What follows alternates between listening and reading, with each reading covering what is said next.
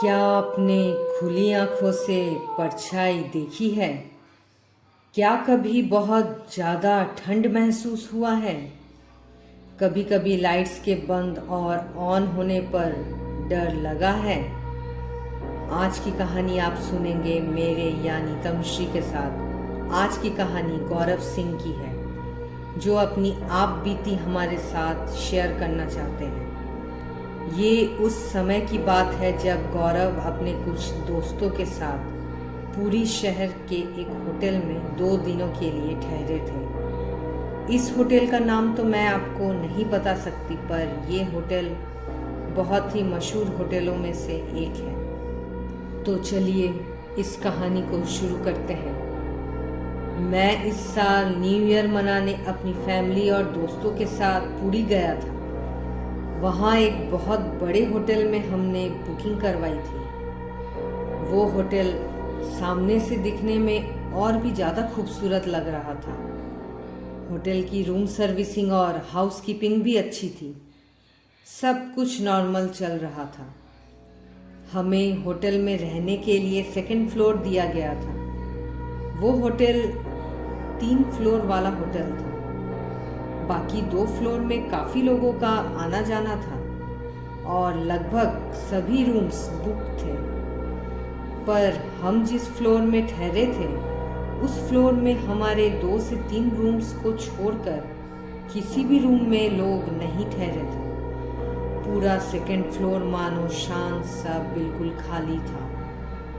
हम 3 दोस्त आए थे, मैं, नीरज और कुंदन। हमारे साथ हम सबकी पत्नियां भी आई थी। हमने होटल में 3 रूम बुक करवाए थे। रूम नंबर 2, 3 और 4 हमें दिया गया था। मैं और मेरी वाइफ 2 नंबर वाले रूम में ठहरे थे। बाकी के 3-4 नंबर वाले कमरे नीरज और कुंदन के थे। हम सब अपने अपने कमरे में रेस्ट कर रहे थे। दोपहर का समय था। लंच के बाद हमने डिसाइड किया थोड़ा रेस्ट ज़रूरी है। फिर शाम को हम सब गेट टुगेदर करेंगे सी बीच में। बस कुछ देर बीतते ही मेरे रूम वाले दरवाजे में किसी ने नॉक किया। मुझे लगा शायद किसी ने गलती से दरवाज़ा खटखटा दिया होगा। फिर से 5 मिनट के बाद दरवाज़ा खटखटाने की आवाज़ आई और इस बार पिछली बार से भी ज़्यादा जोर से आई। मैं बाहर देखने के लिए दरवाज़ा खोलता हूँ। मैं देखता हूँ कि कोई भी नहीं है मेरे दरवाजे के सामने, और तो और पूरी फ्लोर ही खाली है। मैं फिर से दरवाज़ा बंद करता हूँ और सोने के लिए बेड पे आ जाता हूँ। दरवाज़ा खोलने की आवाज़ से नीरू यानी कि मेरी पत्नी नींद से जाग जाती है। उसने मुझसे पूछा, क्या हुआ? दरवाजे पे कोई है क्या? मैंने कहा, नहीं, कोई नहीं है, तुम सो जाओ। थोड़ी देर जाते ही फिर से दरवाजे पे किसी ने दस्तक दी। अब तो मैं गुस्से से आंख बबूला हो गया था। कौन है? कौन है वहाँ पे? कौन बार बार बदमाशी कर रहा है? कैसा होटल है ये? इतना बड़बड़ाते हुए मैंने गेट खोला। मैं देखता हूँ फिर से मेरे गेट पे कोई नहीं है, पर इस बार नीरज भी बाहर निकला हुआ था और मेरी तरफ इशारों में पूछ रहा था, मानो क्या बात है, जैसे मैंने कुछ किया हो। नीरज ने कहा, गेट क्यों नॉक कर रहे हो? कॉल ही कर लेते। मैंने उससे कहा, मैंने कहाँ कुछ किया है, मैं तो खुद ही बहुत परेशान हूँ। मेरे भी दरवाजे पे कई बार नॉक हो चुका है। इसकी कंप्लेन करनी होगी लगता है मैनेजर से। मैं और नीरज नीचे जाते हैं मैनेजर से बात करने, पर वहाँ कोई भी नहीं था। हाउसकीपिंग के एक लड़के से हमारी अचानक से बात हुई। वो हंसकर बात करते करते बोल उठा, आप लोग सेकंड फ्लोर में रुके हैं ना? वहाँ तो। इतना कहकर वो चुप हो गया, मानो उसे कुछ याद आ गया हो। नीरज ने पूछा, क्या बोल रहे थे? वहाँ तो क्या? उसने बात को दूसरी तरफ घुमाते हुए कहा, नहीं नहीं, ऐसी कोई बात नहीं। उस फ्लोर में हवा थोड़ी ज़्यादा बहती है, शायद इसलिए कभी कभी ऐसी गलत आवाज़ें आ जाती है सुनने को। उसकी बातों में ना जाने कैसी डर थी। बोलते हुए उसकी आवाज़ कांप रही थी। मैं और नीरज अपने अपने रूम्स में वापस चले गए। कमरे में घुसते साथ ही रूम्स की लाइट जलने बुझने लगे। ये सब क्या हो रहा है? मेरी पत्नी ने डर से मुझे पूछा। उसके चेहरे में अजीब सा डर था। इतने में नीरज और कुंदन भी अपने अपने रूम से बाहर निकल आए। हम सबके रूम्स में लाइट और फैन बहुत ज़्यादा कम ज़्यादा हो रहे थे। इतना वोल्टेज फ्लक्चुएट क्यों हो रहा था? बाकी और फ्लोर में तो लाइट ठीक ही है। कुंदन ने चिल्ला के कहा, अभी शाम के 5 बज रहे हैं ना, चलो बाहर से घूम आते हैं। मैंने सबको मना लिया बाहर जाने के लिए, क्योंकि मुझे अंदर ही अंदर डर लग रहा था। हमने बाहर सी बीच में काफ़ी वक्त गुजारा। अभी रात के 8 बज रहे थे। हम सब ने होटल वापस जाने का प्लान बनाया, क्योंकि नेक्स्ट दिन के सुबह हमें जल्दी उठकर आउटिंग पे जाना था। प्लान के मुताबिक हम सब रिटर्न चले गए और सभी ने बड़े मज़े से डिनर किया। डिनर के बाद हम सब बैठकर नीरज के रूम में बात कर रहे थे।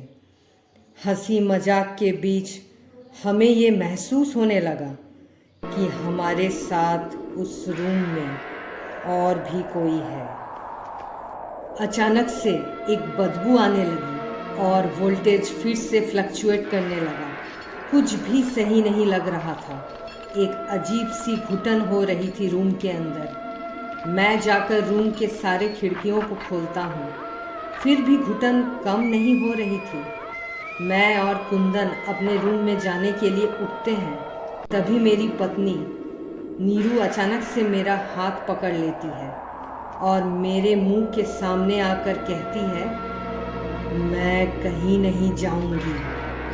इतना सुनते ही मैं नीरू को जोर से झटका मारता हूँ। तभी वो मुझे देखने लग जाती है, जैसे मानो उसने कोई सपना देखा हो। वो 1 सेकंड के लिए बिल्कुल अलग हो गई थी। ये सब क्या हो रहा था पता नहीं।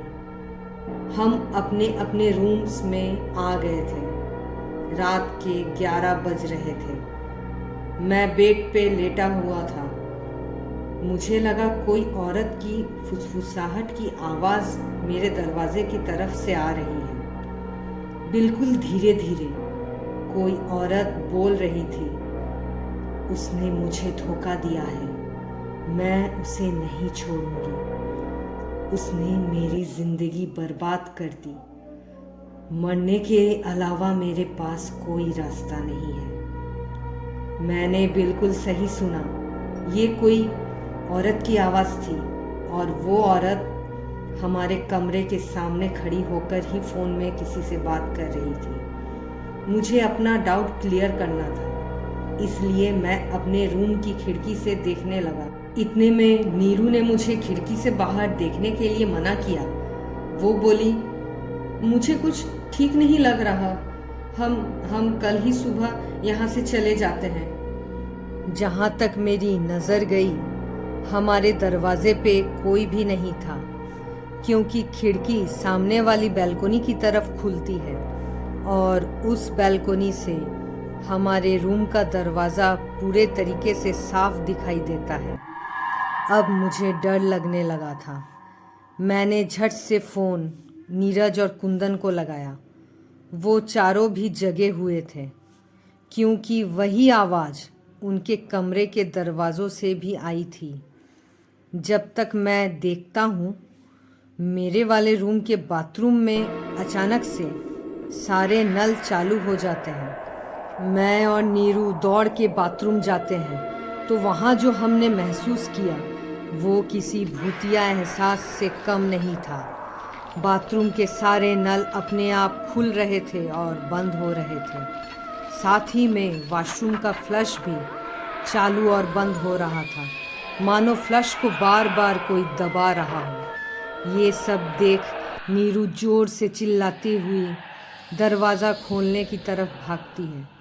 मैं भी उसके पीछे पीछे दौड़ता हूँ। दरवाज़ा खोलते ही हम देखते हैं बाकी के 2 कमरों की हालत भी बिल्कुल वही है। वो भी डरे हुए हैं। मैं और बाकी के लोग नीचे मैनेजर से बात करने जाते हैं। मैनेजर को हमने सारी बात बताई। उसके मुंह का एक्सप्रेशन देखकर लग रहा था मानो वो कुछ छुपा रहा हो। मैनेजर ने कहा, सॉरी सर, ये कुछ टेक्निकल प्रॉब्लम्स आई होगी, इसके वजह से ये सब हो रहा है। मैं अभी आप लोगों के कमरे में प्लम्बर भेजता हूँ।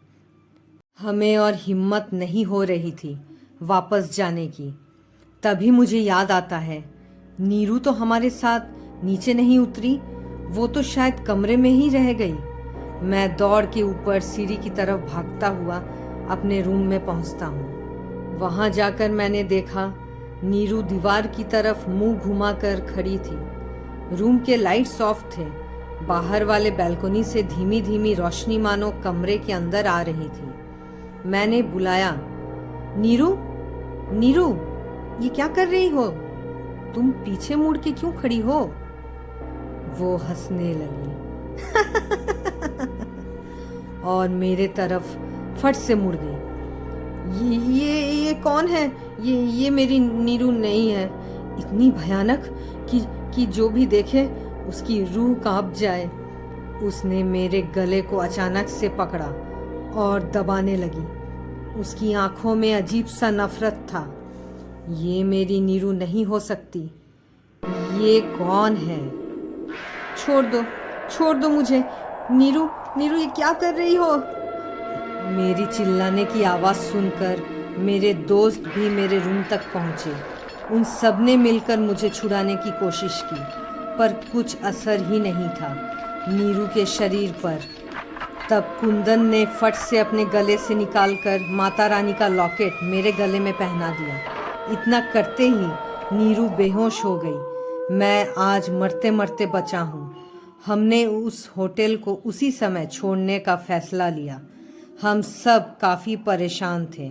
नीरू को अभी भी होश नहीं आया था।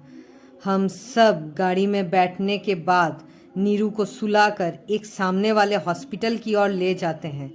डॉक्टर्स उसे देखकर कहते हैं, सारा कुछ तो नॉर्मल है, बट ये क्यों हो रहा है समझ नहीं आ रहा। सब कुछ तो नॉर्मल है इनका, आप इन्हें घर ले जा सकते हैं, इन्हें कोई भी दिक्कत नहीं है। नीरू की हालत पहले से और भी ज़्यादा खराब हो चुकी थी, पर डॉक्टर्स ये मानने के लिए तैयार नहीं थे। वो कांप रही थी। उसका शरीर पूरा ठंडा हो चुका था। आंखें पलट गई थी।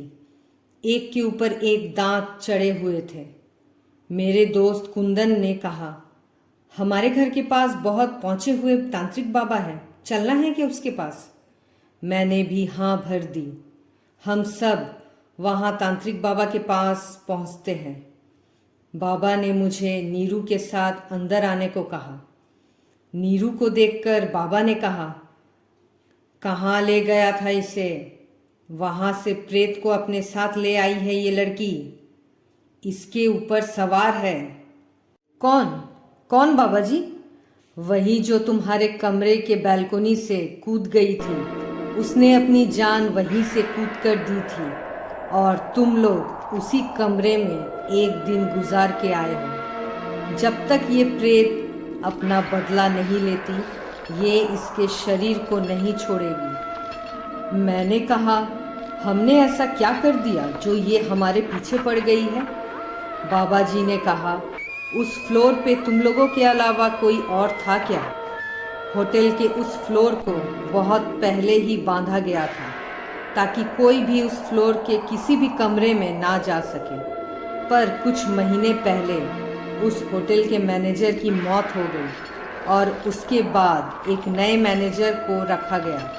उसने ज़्यादा पैसा कमाने के चक्कर में उस धागे को हटा दिया और तुम लोगों को उसी फ्लोर के रूम्स में जगह दे दी। उस लड़की की प्रेत उसी रूम्स के आसपास घूमती है।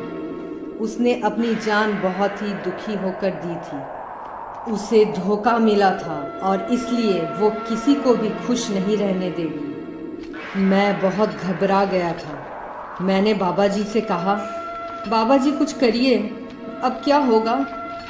बाबा जी ने अपने मंत्रों से नीरू को झाड़ा। नीरू चिल्लाने लगती है। उसके मुंह से दो दो आवाज़ें निकल रही थी। बाबा ने नीरू के ऊपर थोड़ा सा जल भी छीटा। जल पड़ते ही वो और ज़ोर से चिल्लाने लगी। ये सब बहुत देर तक चला। मैं वहीं कमरे के अंदर खड़ा था। बाकी मेरे दोस्त सारे बाहर थे। मुझे बहुत डर लग रहा था। बीच बीच में नीरू मेरे तरफ देखकर रो पड़ती, मदद के लिए चिल्लाती। मैं ये सब कुछ बस देख ही रहा था। मुझे छोड़ दो, मुझे बहुत तकलीफ़ हो रही है, वो चिल्लाते जा रही थी। मेरी आंखों में पानी था क्योंकि मैं कुछ भी नहीं कर सकता था। बाबा ने मुझे बाहर जाने का इशारा किया। बाबा ने खुद अपने आप को मंत्रों से बांध लिया था।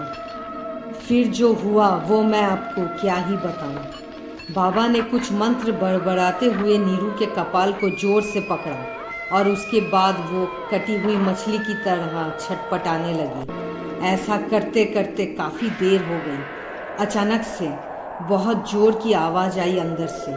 मैं जब वहाँ गया तब देखा नीरू नीचे बेहोश पड़ी थी और तांत्रिक बाबा सिर झुकाए बैठे थे। खिड़की के शीशे पूरे तरीके से टूट चुके थे। बाबा ने धीरे से कहा, जा इसे ले जा, अब ये बिल्कुल ठीक है, कोई भी इसे अब परेशान नहीं करेगा। वो रात मेरी ज़िंदगी की सबसे भयानक रात थी। मैंने अपने नीरू को वापस पाया। मुझे लगा ये सब एक बहुत ही खराब सपना था। और तब से आज तक मैं और नीरू कभी भी किसी होटल में नहीं ठहरे। पता नहीं कब कैसे कोई भी प्रेत आपके पीछे पड़ जाए। ये कहानी यहीं ख़त्म होती है। आपको कैसी लगी ज़रूर बताएं। अगर अच्छी लगी तो स्टोरी हाउस को सब्सक्राइब ज़रूर करें ताकि इसी तरीके की स्टोरीज़ आप और सुन सकें।